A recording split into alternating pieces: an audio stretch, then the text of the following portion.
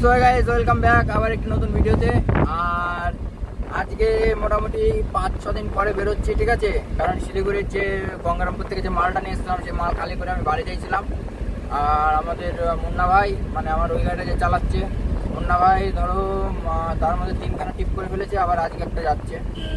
আর আমাদের এদিকে একটু বাজারটা নেশা মারা মতন হয়ে গিয়েছে, ঠিক আছে। মতলব এখন একটু ডাউন চলছে, কারণ যে মালগুলো ছিল সেই মালগুলো শেষ। এখন আবার 1 মাস 15 দিন লাগবে আবার নতুন মাল উঠতে। তো নতুন মাল উঠবে, তারপরে আবার র্যাম ভাড়া হবে, ঠিক আছে। তো যাক, 3 মাস অন্তর 1 মাস করে অফ গেলে অসুবিধা হয় না, কিন্তু পুরো মাস যদি অফ যায় তাহলে একটা অসুবিধার ব্যাপার হয়। তা ও মাই গড, বাস হ্যাঁ মারো। তো অসুবিধা নেই, চলো যাই। এখন আমি যাচ্ছি নাজিরপুরে, মানে নাজিরপুরের দিকে যদি যাই, এখন ওই ট্রান্সপোর্টে যাবো। বড় ভাই দেখি কি বলে। তো বড় ভাই যদি বলেছে যে আসো, অসুবিধা নেই, হয়ে যাবে আশা করি। এটা কলকাতার ভাড়া ছিল, তো লোকালে ভাই আমি তো জানোই লোকালে মারাচ্ছিলে না, খুব মানে অসুবিধার মধ্যে না পড়লে তোমার হচ্ছে আমি লোকালে ভাড়া মারি না, ঠিক আছে। তা এখন ভাড়া নেই, কি করবো, যেদিকে হবে সেদিকে যেতে হবে ভাই। ফালতু বসে থেকে লাভ নেই। 2000-3000 যা আসবে তাতেই লাভ। এবার মাসে যদি 2000 করে, মানে 15টা 10টাও টিপ মারি, তাও ভাই 20,000 টাকা কিস্তি উঠে যাবে আমার, ঠিক আছে। তো অসুবিধা নেই, চলো যাই। আর এখন এসছি মোটামুটি বেতার দিকে ঢুকছি। এখন আছি দেবনাথপুর। তো দেবনাথপুরে এই বৎস সাবধান হয়ে যা, আমি একদম তোকে ছুমন্তর করে দেবো। এই দেখো বৎস, তো এখন দেবনাথপুর পার হচ্ছি, ঠিক আছে। তো সামনে হচ্ছে বেতাই বাজার। বেতার থেকে এখান থেকে আর মোটামুটি 20 কিলোমিটার মতন আছে। 20 কিলোমিটারও নেই, হ্যাঁ 20 কিলোমিটার, 15-20 কিলোমিটার মতন হবে নাজিরপুর, ঠিক আছে। বেতায়ের থেকে মনে হয় 12 কিলোমিটার, আর এখান থেকে ধরো 5 কিলোমিটার, এইটুকুনি হবেই। তো অসুবিধা নেই, চলো আস্তে আস্তে যাই। গিয়ে না ট্রান্সপোর্টে যাই, ট্রান্সপোর্টে গিয়ে ট্রান্সপোর্টের ভিডিও ভাই করতে পারবো না একটাই কারণে, ভাই ওখানে অনেক ড্রাইভার, তারপরে অনেক মান্যগণ্য লোক থাকে, ঠিক আছে। এবার তাদের সামনে ভিডিও করলে একটা মানে পাম দেবে, ঠিক আছে। বলে উল্টোপাল্টা ভাববে, হয়তো একটা রস নেবে, ওই জন্যে ওখানে ভিডিও করতে পারবো না। রাস্তায় এমনি লজ্জা লাগে, তাও করি তোমাদের ভালোবাসার কারণে, যে না তোমরা তো ভালোবাসো, তোমরা বোঝো মানেই সবাই বুঝবে, এটা কোনো বিষয় না। আমার যে কজন সাবস্ক্রাইবার আছে, যেসব সাবস্ক্রাইবার ভাইরা আছে, অধিকাংশ ড্রাইভার, ঠিক আছে।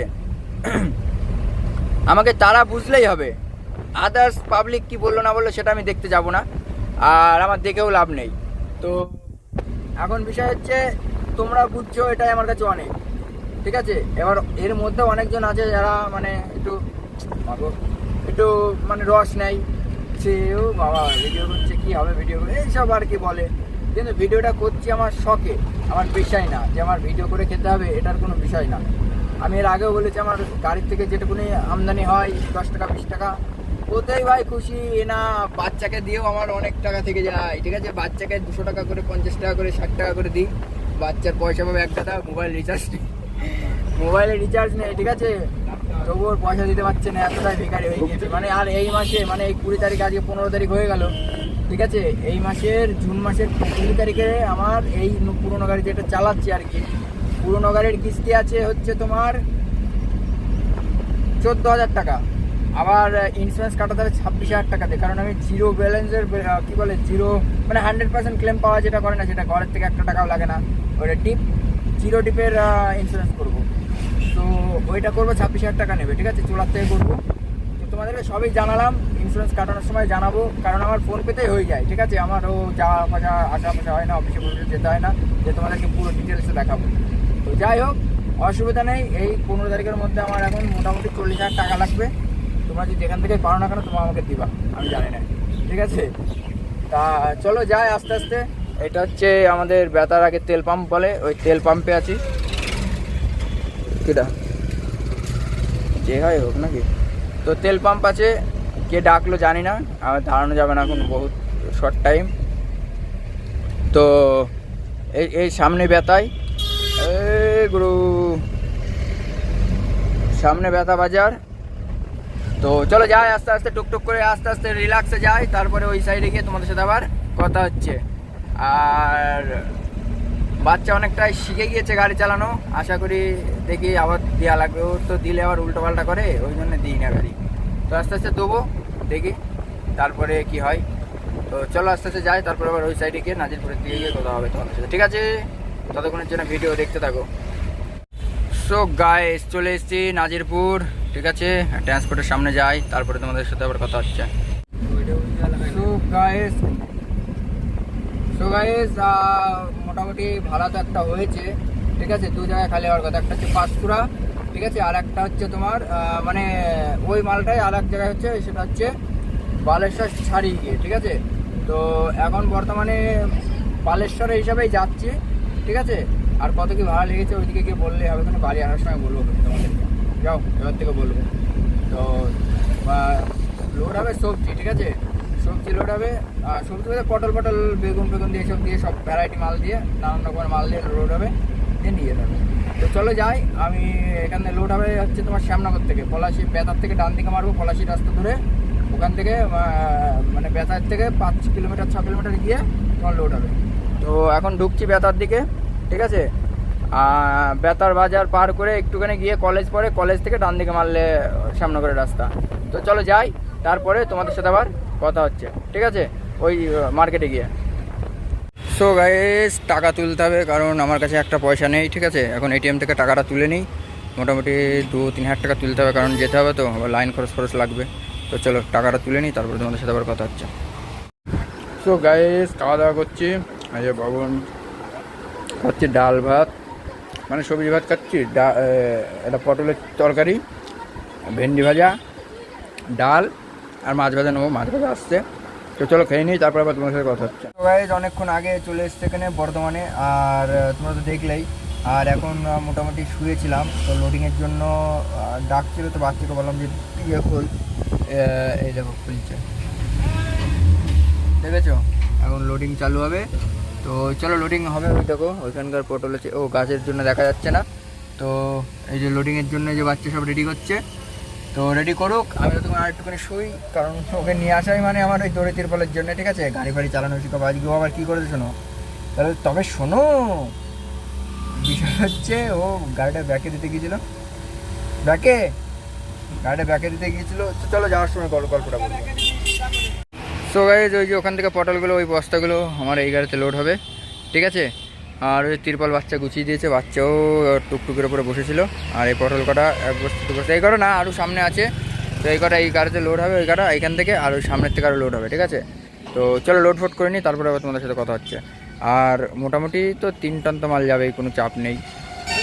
তো দেখি কত দূর কী হয়। আর সামনের থেকে আরও লোড হবে, ওই সামনের থেকে আরও লোড হওয়ার কথা আছে, গাড়িটা ব্যাকা লাগানো হয়েছে। তো চলো পরে এবার কথা হচ্ছে। সো গাইজ হয়ে গিয়েছে চালু, ওই দেখো তোমার পটল লোডিং কমপ্লিট, মানে কমপ্লিট বলছি, চালু হয়ে গিয়েছে। এই মাল যাবে না বালেশ্বর অবধি, যাবে না, এটা যাবে পাঁশকুড়া, ঠিক আছে? সো চলো পাঁশকুড়াই, ঠিক আছে, অসুবিধা নেই, ওখান থেকে চলে আসবো খালি গাড়ি নিয়ে, কোনো চাপ নেই, ঠিক আছে? তো চলো লোড হোক, তারপরে কথা হচ্ছে।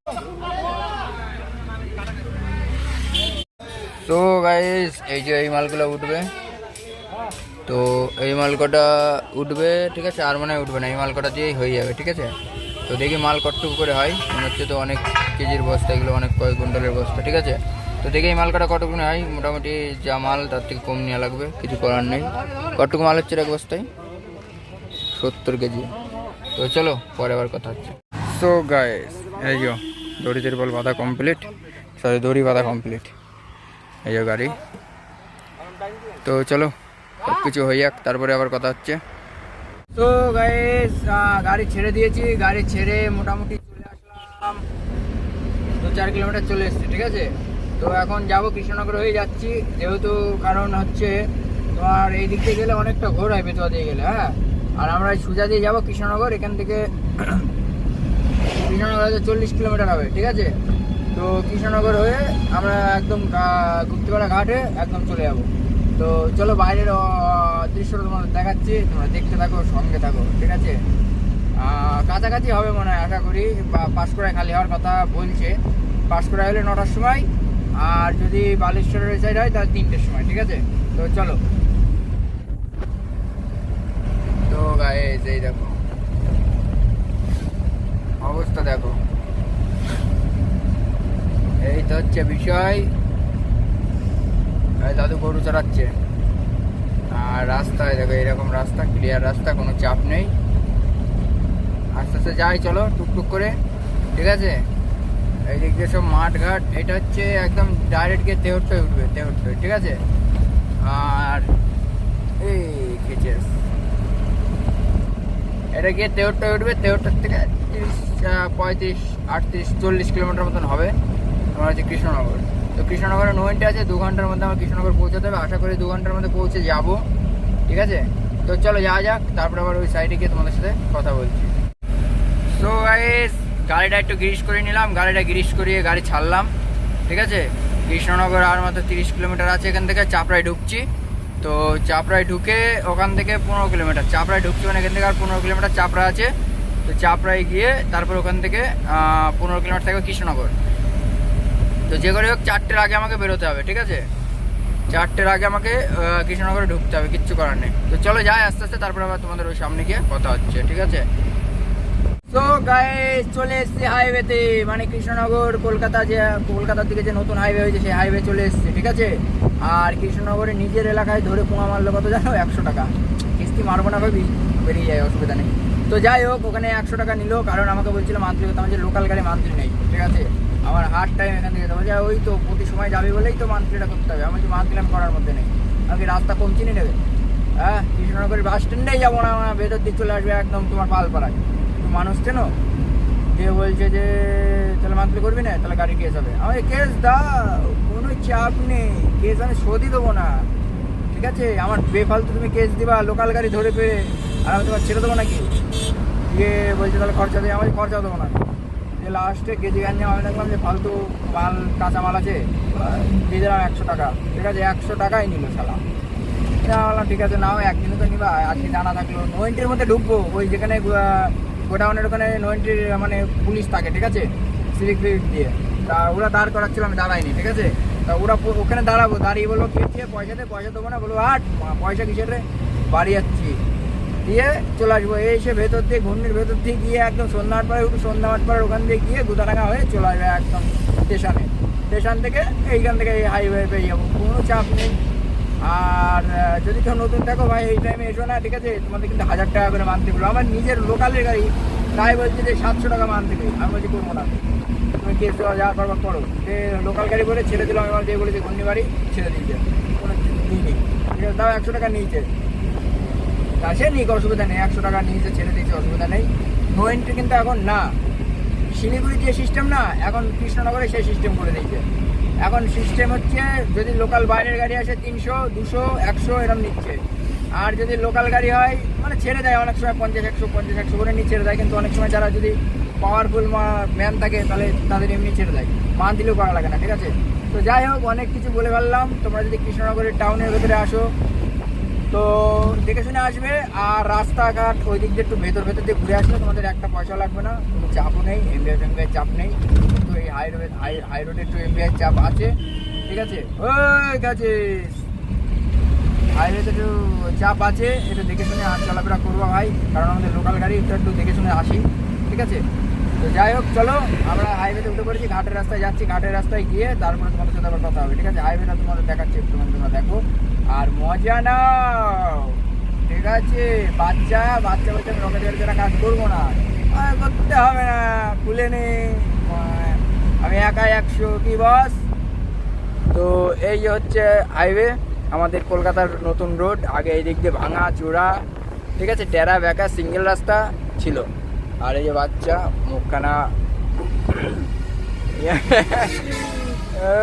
বাচ্চা বলছে যে আমি কাজ করবো না, করতেই হবে না রে ভাই, তুই চলি যা, ঠিক আছে। ও সে বলছিলাম যে বাচ্চা কি করেছে, বাচ্চা আজকে মোটরসাইকেল একটা উড়িয়ে দিয়েছে, হ্যাঁ, আবার 200 টাকা গ্যাসটা দিয়েছে। তো যাই হোক, সে চালানো শিখতে গেলে লাগেই, অসুবিধা নেই। অর্ডার আমি দিয়েছিলাম যে গাড়িটা আগা পিছা করাবি, ওর দোষ নেই। দোষ আছে বলতে কীরকম, ও দেখিনি, দেখে না দেখে শুনে চালিয়েছে, এইটাই হচ্ছে ওর দোষ। তাছাড়া গাড়ি চার দিয়েছে, এটা কোনো দোষ নেই, কারণ আমি ভুলে গিয়েছিলাম ওকে। তো চলো আস্তে আস্তে যাই, অনেক বড় ভিডিও হয়ে গেলে এক লেন্সে। তো আস্তে আস্তে যাই, তারপরে তোমাদের সাথে আবার ওই সাইডে গিয়ে কথা হচ্ছে। গাড়িগুলো দেখেছো স্যাট করে বেরোচ্ছে কত সুন্দরভাবে।